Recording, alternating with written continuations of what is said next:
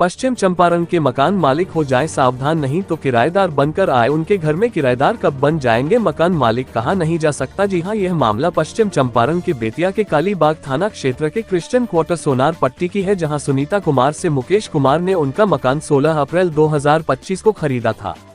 इस मकान में भानु प्रताप सिंह किराएदार बन अपने 4 पुत्रों के साथ रहते थे और समय समय पर किराया दिया करते थे। सुनीता कुमार को कोरोना काल के समय उनकी मृत्यु हो गई। उसके बाद उनके पुत्र धीरेन्द्र प्रताप सिंह और उनकी पत्नी नेहा जोशी किराया देना बंद कर दिया। सुनीता कुमार को विदित हो कि मुकेश कुमार ने जब सुनीता कुमार से मकान खरीदा उसी समय मकान खाली करा कर देने की बात मुकेश कुमार ने सुनीता कुमार से कहा, तो धीरेन्द्र प्रताप सिंह और उनकी पत्नी ने तरह तरह का बहाना बनाते हुए उस समय कही कि हम किराएदार हैं, हम जल्द ही मकान खाली कर देंगे, पर आज तक मकान खाली नहीं किया। जब इन लोगों ने दबाव बनाया और थाना में आवेदन दे मकान खाली कराने की गुहार लगाई तो किराएदार बने धीरेन्द्र व नेहा जोशी ने बेतिया कालीबाग में अपने तरफ से SC/ST का आरोप मुकेश कुमार व उनके परिजन पर लगाते हुए प्राथमिक दर्ज करा दी। साथ ही अपनी ही लोगों से मकान पर ईंट पत्थर चलवा कर तोड़फोड़ करते हुए मुकेश और उनके परिजनों को नामजद करते हुए कालीबाग थाना में प्राथमिकी दर्ज करा दिया है। वहीं मकान खाली करने के लिए मुकेश कुमार ने इसके पहले कालीबाग थाना, बेतिया सदर DSP और यहां तक कि SP बेतिया को भी आवेदन देकर न्याय की गुहार लगाया, लेकिन उनके आवेदन को दरकिनार कर किराएदार द्वारा दिए आवेदन पर ही FIR दर्ज करते हुए एक व्यक्ति को गिरफ्तार कर लिया गया है, जो पुलिसिया दबंगई को दर्शाता है। जहां एक तरफ सरकार व बिहार पुलिस विभाग के DGP पुलिस और पब्लिक की मैत्रिक संबंध बनाने की बात करती है, वहीं बेतिया की कालीबाग में पुलिस द्वारा एक तरफा की गई कार्रवाई पर पुलिस के कार्यशैली पर सवालिया निशान पैदा कर रहा है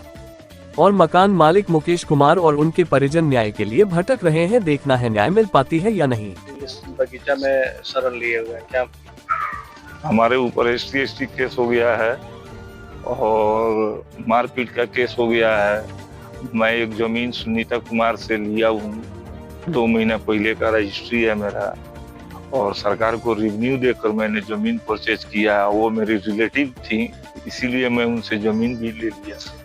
उसके बाद क्या हुआ कि हम लोग जमीन रजिस्ट्री कराने के बाद जब किराएदार से बात हुई तो किराएदार उस टाइम सुनीता जी से भी बोला था और हमसे भी बोला था कि कोई बात नहीं, आप लोग जमीन ले लीजिए, हम आपको खरीदिएगा तो खाली कर देंगे। तो उसके बाद हमने जब जमीन पर गया 15 दिन के बाद बोले भाई कब खाली करोगे, तो बोला कि अच्छा 1-2 मीटिंग और होगा आपसे, उसके बाद खाली हो जाएगा। उसके बाद हम लोग 4-5 बार पंचायती भी रखे, पंचायती में भी 1-2 बार आया, उसके बाद पंचायती में आना छोड़ दिया। तो हमने कालीबाग थाना में गया, वहाँ बेलेंदु सर मिले हमसे, उनको बोले तो वो बोले कि एक आवेदन दीजिए हमको, तो आवेदन दे दिए।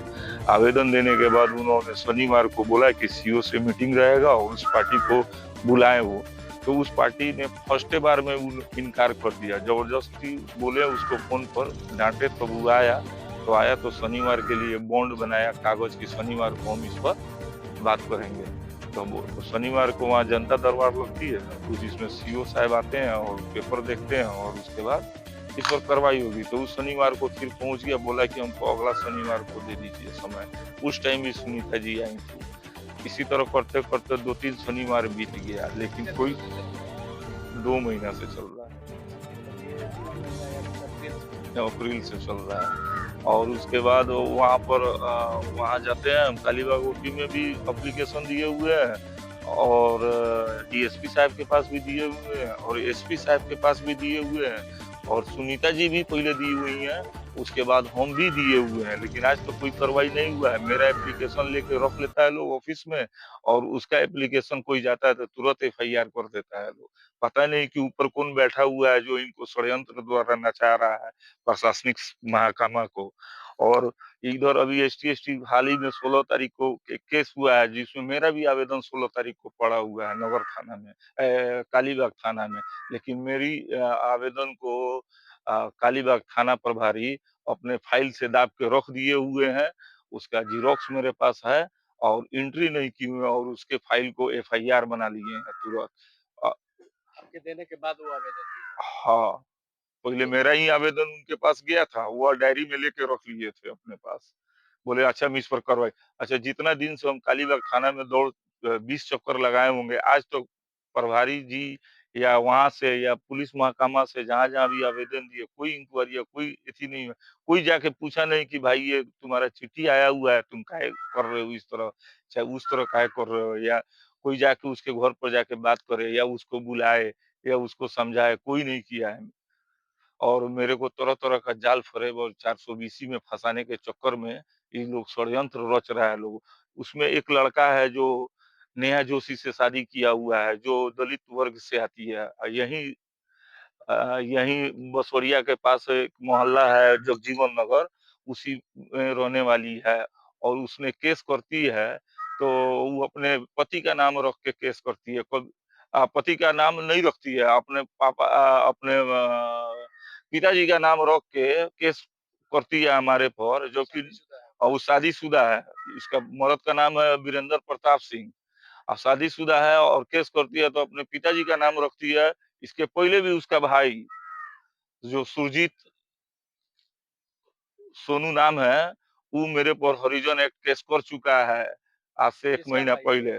वो नेहा जोशी का भाई है। नेहा जोशी का। हाँ, ये लोग के पास पता नहीं कौन-सा ऐसा तंत्र है कि सारी सिस्टम चलते-चलते रहती है, सारी प्रक्रिया होने के बावजूद सब चीज़ सिस्टम से रहता है, लेकिन पता नहीं किस आका का फ़ोन आ जाता है प्रभारी लोग के पास कि आका लोग बदल जाता है। वो लोग ज जैसे नहीं होता है कि हाँ, हम चल रहे हैं, आपका काम तुरंत हो जाएगा, मतलब अभी कर पुलिस रहे महकमा से अभी तक आपको न्याय नहीं मिला। नहीं मिला है, कहीं नहीं मिला है, जहाँ जा रहे हैं वही देख रहे हैं कि मेरा आवेदन को उसी तरह दाब दिया जाता है।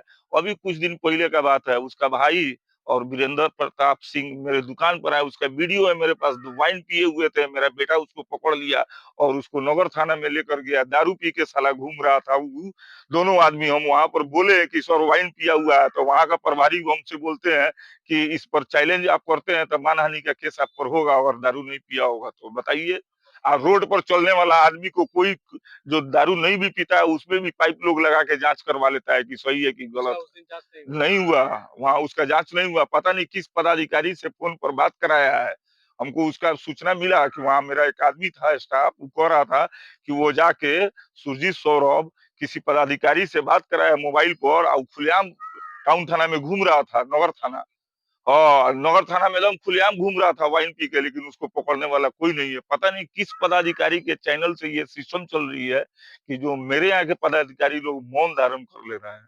पता नहीं वो सीएम का है कि बड़ा डीएम का है कि प्रधानमंत्री का है कि राष्ट्रपति का है कि किसका है, फोन आता है कि लोग बर्फ के सिल्ली की तरफ सो जाते हैं, कुछ बोलते नहीं है मेरे तरफ आप से। क्या अच्छा, रिटर्न देने वाले हैं, ऑडिट होता है हम लोग का पेपर।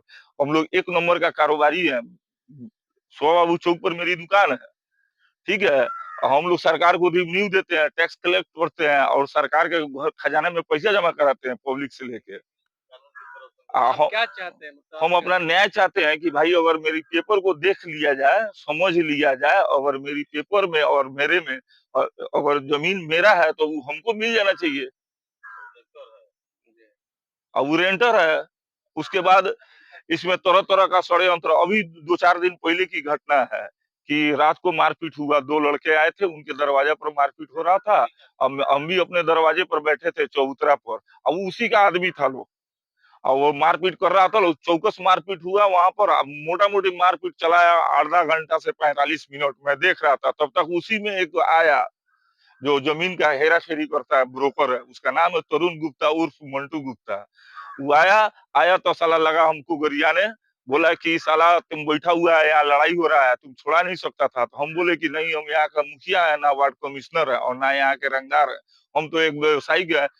हम काहे किसी के झगड़ा के बीच में पड़ने जाए, चूंकि ऑलरेडी हमारे पर 107 पहले से काली बागोपी कर चुका है, ठीक है। इसीलिए हम उन लोग को भी बोले कि मेरे पर 107 का केस है, ना हम किसी को छुड़ा सकते हैं और ना किसी को हटा सकते हैं। अगर मेरा स्क्रीन में कहीं चला आएगा तो उसके बाद लगा भद्दी भद्दी गाली देने हमको, और उसके बाद बोला कि हम 50 गो गुंडा बुलाते हैं छावनी से, तुम्हारा है ना मर्डर करा देंगे, दे हाथ बराबर करा देंगे, वही कर देंगे, वही कर देंगे। उसी पर हम खीस होकर उसके सामने अपना पैंट खोल दिया, बोले कि ले हमर जात मत लेबे। इसी तनाव में हमने बोला है, ना कि किसी महिला को दिखाकर। अगर वीडियो में किसी महिला के सामने अगर मैंने अपना पैंट खोला होता तो इस पर लागू होता है, लेकिन वो लोग वीडियो का कैसेट बेचता है, लोग मोबाइल का वो एथी बेचता है, लोग लैपटॉप बेचता है, लोग और वो कैमरा का वो एथी बेचता है, लोग घंटी उंटी बेचता है, लोग कैमरा वैमरा बेचता है, लोग। और उसी तरह उन लोग को वो सब चीज बनाने का पूरा प्रैक्टिस है और जाल फरेब करके हमको एसटी केस में मेरे और मेरे भाई को और मेरे बेटे को फंसाया गया है। और फंसाया गया। उस वीडियो को अगर पूरा रिकॉर्डिंग